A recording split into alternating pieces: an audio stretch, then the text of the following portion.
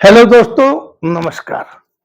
आज मैं एक ऐसा चुटकुलेदार टॉपिक रखा हूँ, जैसे को तैसा। एक पंडित जी थे और उनकी पंडिताइन थी। शादी हुए काफी दिन हो गया था, कोई औलाद नहीं था, लेकिन आए दिन उनके अंदर जो है महाभारत हुआ करता था।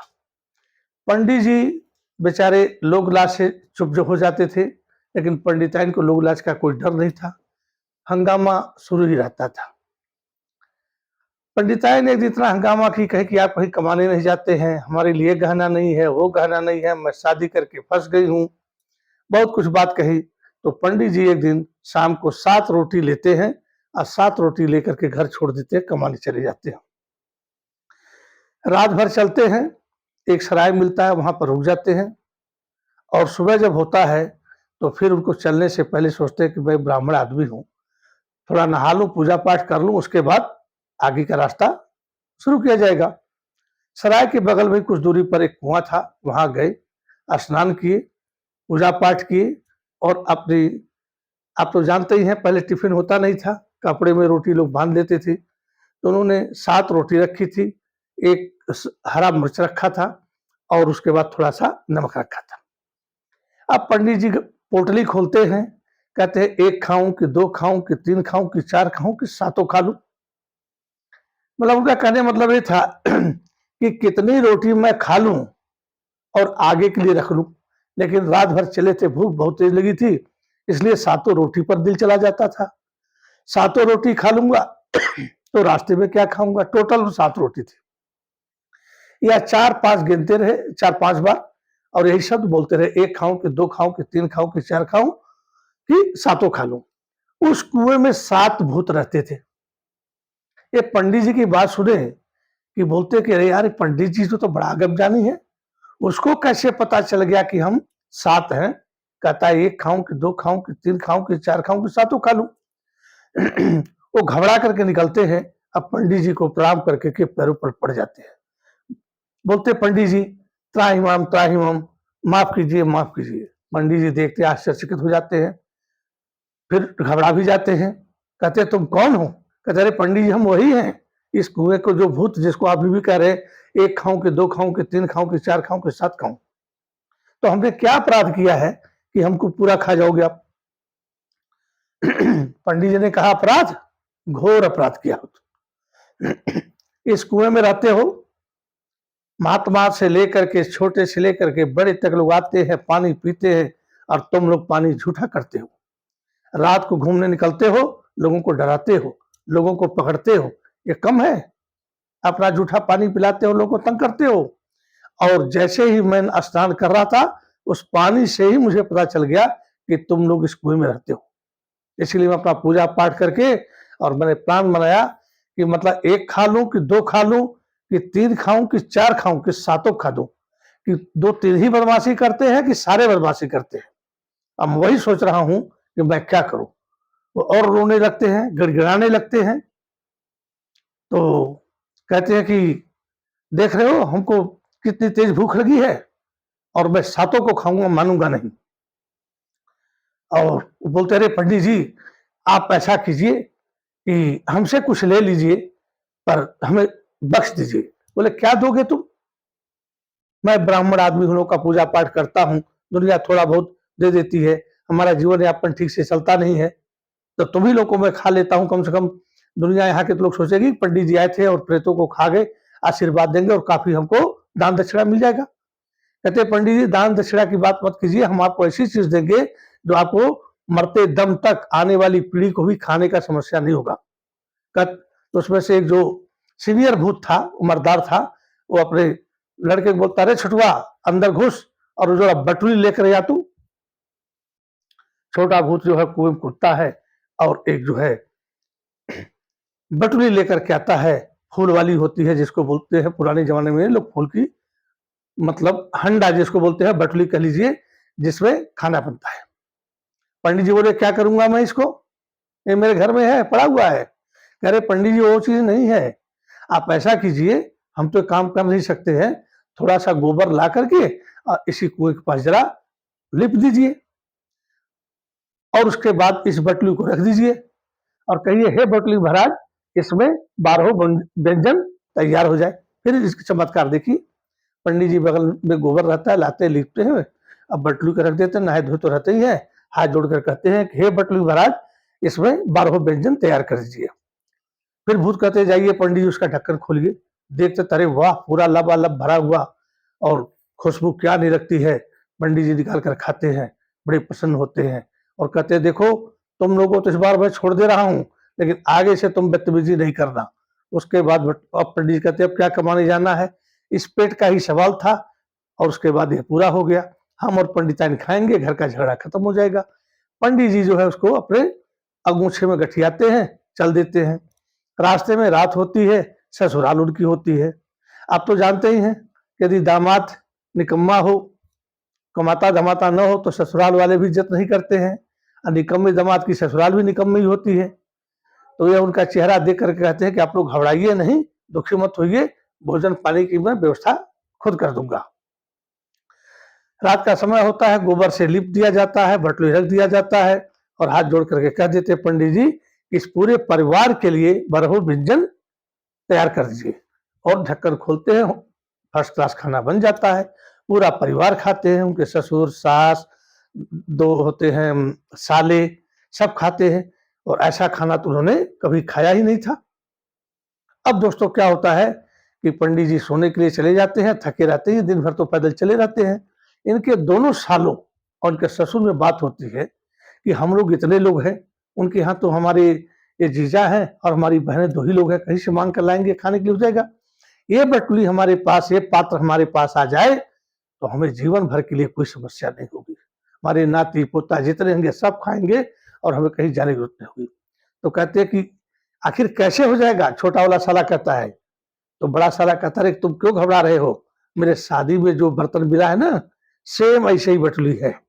अभी हम क्या करते हैं, निकालते हैं और अपने जीजा वाली जो बटुली लाए हैं उसके ऊपर रख देते हैं और इस बटुली को छुपा देते हैं। तीनों जो है सहमत हो जाते हैं, बटुली बदल दी जाती है। सुबह पंडित जी उठते हैं, घर जाते हैं। जैसे घर पहुंचते हैं, पंडिताइन का पारा 7वां आसमान चिल्लाने लगती है, कहाँ चले गए थे रात में, किस सौतन के पास चले गए थे, अभी आ रहे हो, कोई व्यवस्था करके गए थे खाने पीने के लिए नहीं। पंडित जी बोले अरे भाग्यवान चुप रहोगी, व्यवस्था ही करने गया था, व्यवस्था करके ही आया हूं। कहते जाओ थोड़ा सा गोबर ले आओ। दोपहर का समय हो गया था, 15-20 किलोमीटर वहां से उनका घर रह गया था उनके ससुराल से। गोबर आया, उसको आंगन में लिप दिया गया, बटली रख दी गई और पंडित जी बोले हे बटली महारानी, आप हमारे पंडिताइन के लिए भोजन 12 व्यंजन तैयार कर दीजिए। फिर कहते पंडिताइन जरा इसका ढक्कन खोलो। कहती हम नहीं खोलेंगे, पता नहीं क्या लाए हो। तो पंडित जी ढक्कन खोलते हैं दोस्तों और 12 व्यंजन भोजन बन जाता है और 2 थालियों में परोसते हैं, एक पंडिताइन को, एक अपने लिए। पंडिताइन खाती है, अरे वाह, इतनी प्रसन्न होती है कि बोलती वाह रे पंडित जी, क्या चीज लाए हो। तो कहने का मतलब है कि वाह रे पंडित जी क्या लाए हो, मतलब कहने का मतलब मेरा दोस्त कि जब ढक्कन खोलते हैं वह डुप्लीकेट बटली होती है, डुप्लीकेट बटली में खाना बना ही नहीं जाता है। पंडित जी ऐसे ही परोसते हैं, क्या करेंगे। उसके बाद भयंकर वाक युद्ध शुरू हो जाता है। खाना तो था ही नहीं इसमें, वो तो डुप्लीकेट थी। अब पंडित जी अंदर ही अंदर कांप रहे हैं, गुस्से में चिल्ला रहे हैं कि उन्होंने हमको तो चूतिया बनाया। उसके बाद पंडित जी फिर शाम को निकलते हैं, सुबह कुएं पर पहुंचते हैं, फिर वही 7 रोटी की बात, 1 खाऊं कि 2 खाऊं कि 3 खाऊं कि 4 खाऊं कि 7 खा दूं। अब थोड़ा आवाज इनकी तेज थी, फिर भूत निकलते हैं, फिर गिड़गिड़ाते हैं, बोले पंडित जी क्या हुआ, क्यों अब हमको खाने के लिए बात कर रहे हैं, हमने तो आपको जीवन भर खाने के लिए व्यवस्था कर दी।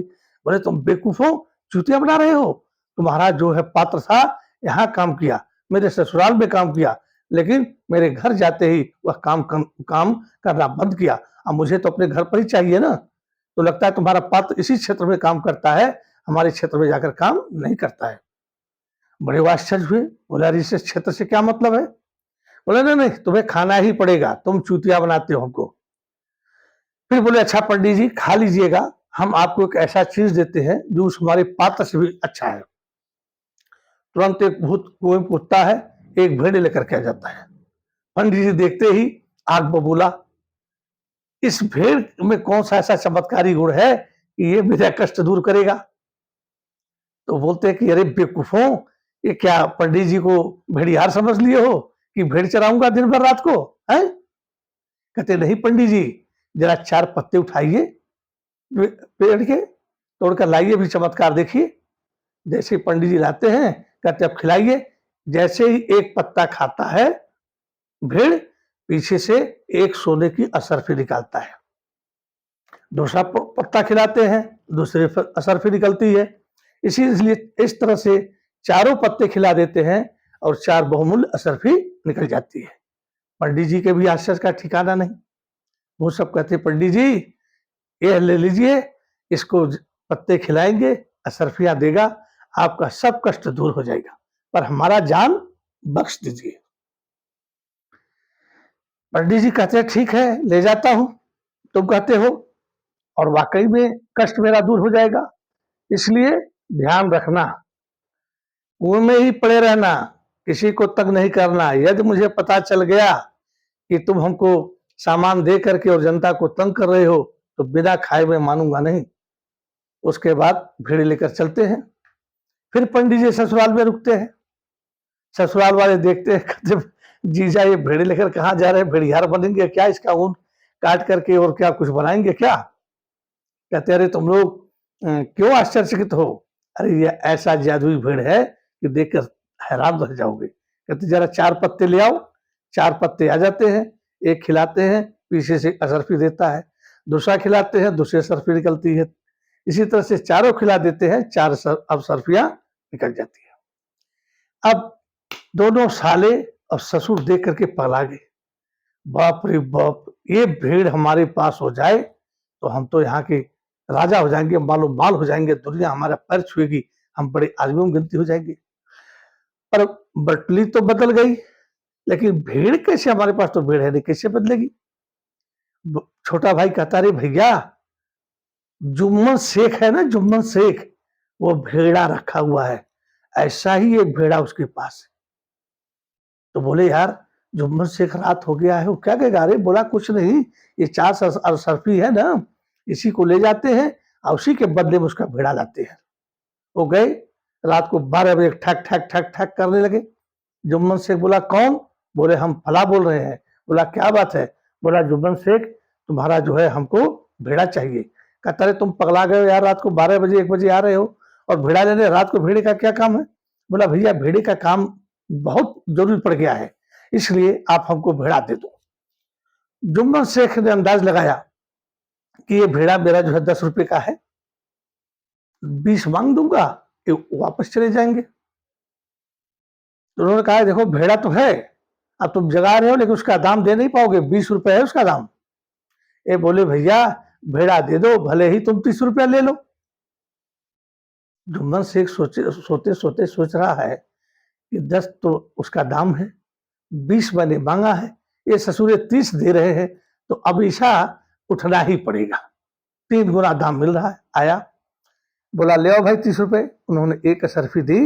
बोला जुम्मन शेख ये असरफी ले लो, यह 300 रुपए के बराबर है और हमें दे दो, हमें बहुत जरूरत है।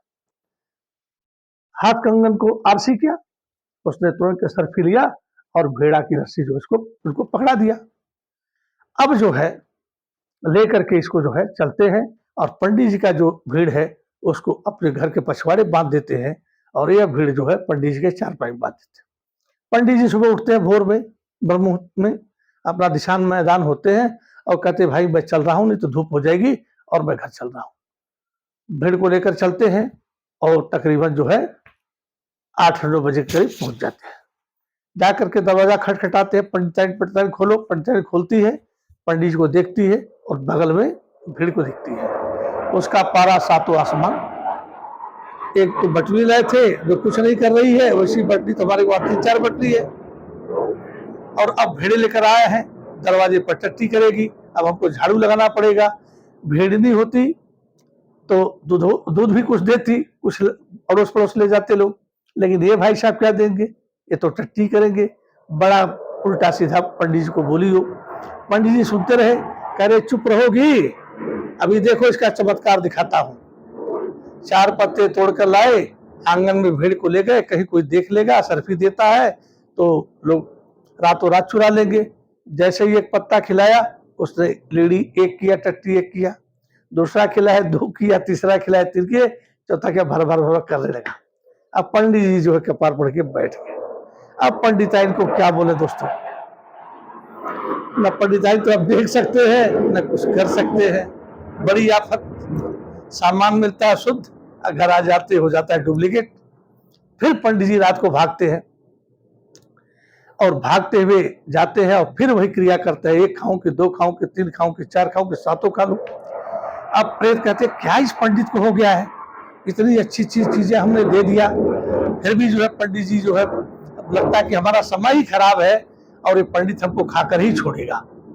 बेचारे आए, रोने गाने लगे, क्यों पंडित जी, हम किसी को नहीं तंग करते हैं।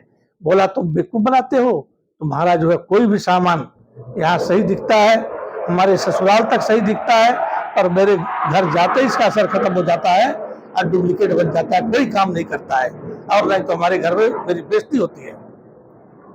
प्रेत समझ गया कि दाल में कुछ काला है।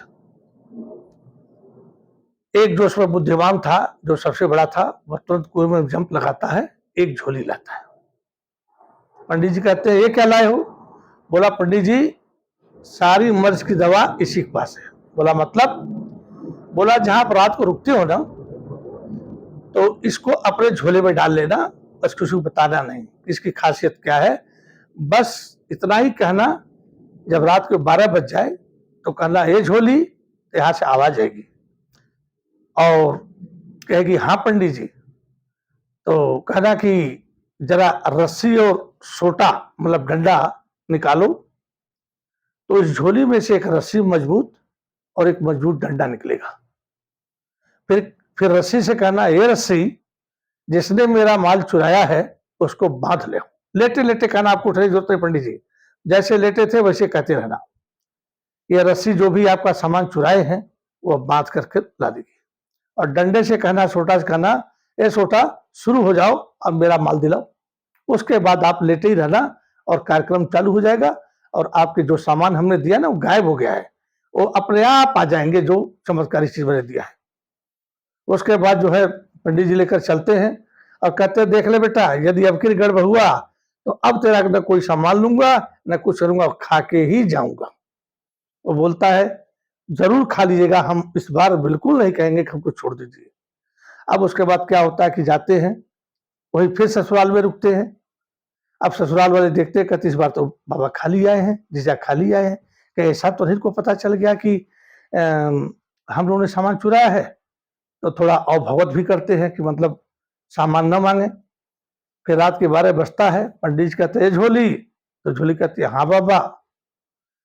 फिर पंडित जी कहते हैं कि जरा डोरी और सोटा निकालो, तो एक मजबूत डोरी, रस्सी जिसको कहते हैं, और एक इतना बड़ा डंडा जो है 2-2.5 फीट का निकल जाता है। वो कहते हैं ये डोरी, तो कहते हैं हाँ बाबा। कहते हैं जो हमारा सामान गायब किए हैं जिनके पास है, जरा उनको बांध ले आओ। तो तुरंत रस्सी जाती है ससुर को और दोनों सालों को बांध करके पंडित के पास ला देती है। फिर ये लेटे हुए देख रहे हैं कि लोग बांध के आ गए हैं, तुरंत कहते हैं ये सोटा। बोला हाँ बाबा।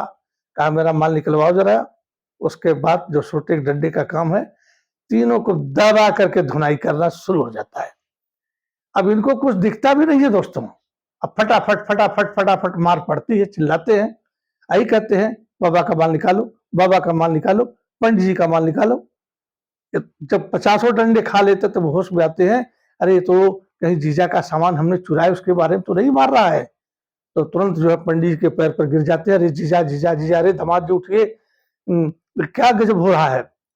तो पंडित जी तो सब सुन ही रहे होते हैं, कहते कोई गजब नहीं हो रहा है, इनकी बात आप मान जाइए, उसके बाद ये शांत हो जाएंगे। तब समझ गए कि ये हमारे जीजा का करामात है, और बाप समझ गया कि हमारे दामाद जी का कहा कि हमको रुकवा दीजिए इनसे, हम फट से आपका सामान लाते हैं, हम हमारे पास है। उसके बाद ये कहते भाई रस्सी और सोटा, शांत हो जाइए। उसके बाद जैसे वो शांत होते हैं, बड़ा साला दौड़ करके जाता है, बटली लेकर आता है, छोटा दौड़ करके जाता है, वो क्या बोलते हैं, वो भेड़ को खिलाता है और रोने लगते हैं, क्षमा मांगते हैं। सुबह होता है, पंडित जी अपना जो है झोला भी ले लेते हैं, साथ में भेड़ा भी ले लेते हैं और उसके बाद बटुली भी ले लेते हैं। फिर सुबह अपने घर चलते हैं। 300-400 मीटर रह जाता है, तब तक पंडिताई दरवाजे पर बैठी रहती है, ऐसे करके देखती है कौन आ रहा है, तो देखती है पंडित जी है। क्या देखती है, फिर एक भेड़ा आ रहा है दोस्तों। अब पंडिताई भेड़ा को देखते ही उनका पारा जो है सातों आसमान पर। कहती आज पंडित जी को नहीं छोड़ूंगी, और अंदर जाती है, मोटा सा डंडा लेकर के बुढ़िया बैठ जाती है। ये पगला गए। भेड़ा लाए, आंगन में टट्टी कराई, एक बटली लाए, ऐसे किए, आज मैं इनको नहीं छोड़ूंगी। जैसे पंडित जी पहुंचते हैं, 2-3 डंडा इनके पैरों पर पछवाड़े पर देती है। कहती कि पगला गए हो, हैं? ये भेड़ा लेकर के पिछली बार भी आ गए, अभी भी आ गए, हैं? पंडित जी कुछ नहीं बोलते हैं, हाथ फेर करके मालिश करके जहां चोट लगा रहता है सोहरा करके सहला करके जिसको कहते हैं, कुछ नहीं बोलते हैं और गोबर लाते हैं, आंगन में लिप देते हैं। लिपने के बाद जो है कहते हैं बटली महाराज हमारी और पंडिताई के लिए स्वादिष्ट से स्वादिष्ट 12 प्रकार के भोजन आप हमें तैयार करके दें। वो तो जादुई बटली होती है दोस्तों, तुरंत जो है खाना बन जाता है। कहते हैं पंडिताई मैं हाथ जोड़ के कहता हूँ जाओ जरा इसका ढक्कन खोलो। पंडिताई आग बबूला रहती है, भूख लगी रहती है, फिर सोचती कि अच्छा चलो खोल देती हूँ, और आपके नहीं निकला तो इनके मुंह में डंडा डाल दूंगी, यही बटली से इनके मारूंगे सर फट जाएगा। बड़ी बदतमीज होती है दोस्तों। पहले लोग अनपढ़ होते थे, गंवार होते थे, कहाँ कितना झगड़ा कर जाएंगे, कितनी बेइज्जती कर जाएंगे, कुछ पता नहीं चलता था। पंडिताई ने जैसे ढक्कन हटाया, अब भभका आया खुशबू खाने का। ऐसे पंडिताइन के नाक में गया, पंडिताइन आंखें फाड़ के लगी देखने, उसमें सारे खाने थे। वो तुरंत अपने अचरे से पकड़ी बटली को और ला के बोले पंडित जी क्या है। वो सोची कहीं गर्म होगा, चूल्हे पर बनता है, लेकिन तो अंदर बना बनाया था, कोई गर्म नहीं था। बोले पंडिताई पहले भोजन कर लिया जाए, बहुत तेज भूख लगी है, फिर असलियत बताता हूँ। भाई दोनों खाना खाए, पंडिताइन की आत्मा तृप्त हो गई दोस्तों। फिर बोली ये भेड़ा, बोले पंडिताइन रुको। गए, 4 पत्ते ले आए, लाने के बाद आंगन में भेड़ा ले गए, एक पत्ता खिलाए भेड़े को, पीछे से एक असरफी निकली, दूसरा खिलाए, दूसरी असरफी निकली, तीसरा खिलाए, तीसरी असरफी, ऐसे 4 पत्ते खिलाए और 4 असरफी। पंडिताई देखी पुराने जमाने में असरफियां चलती थी, लोगों के घर में होती थी। बोला पंडित जी मुझे माफ कीजिए, आप तो बड़ा चमत्कारी चीज लाए हैं, हमारा तो जीवन ही बदल गया, ये कैसे मिला और क्या हुआ। तो पंडित जी ने सारी घटना दोस्तों बताई। पंडिताइन के भाइयों की भी बात बताई, उनके पिताजी की भी बात बताई, और पंडिताइन को बड़ा दुख हुआ कि मेरे पिताजी मेरे भाई इतने लालची थे कि इतने लालची हैं कि क्या कहा जाए। तो जैसे को तैसा, मतलब पंडित जी के साले चोर थे, पिटाई खूब हुई, सामान भी देना पड़ा, और जीवन भर के लिए शर्मिंदगी जो उठानी पड़ती ना, बेइज्जती, वो भी हुई। तो टिट फाट टैट, उन्होंने चोरी किया था, खूब पिटाई हुई, सामान भी दिया। इसी के साथ दोस्तों मैं आपको कहता हूं यदि आपको अच्छा लगा हो, मन पसंद आया हो, तो इसको लाइक, शेयर और सब्सक्राइब कर दीजिएगा, क्योंकि ये कहानियां ऐसी होती हैं जो अपने बच्चों को, अपने पोतों को और अपने दोस्तों को सुनाई जा सकती है, जिससे एक मनोरंजन का साधन है। अभी तो मैंने भूत प्रेत पर बनाया था, उसके बाद आदि गुरु शंकराचार्य पर बनाया। आज 2-3 वीडियो ऐसा करूंगा जो हंसने का हो, मजेदार हो, क्योंकि एक ही प्रकार की हर चीज सुनते हुए आदमी बोर हो जाता है। तो अच्छा लगे तो लाइक, सब्सक्राइब और शेयर जरूर कीजिएगा। इसी के साथ जय हिंद, जय भारत, वंदे मातरम।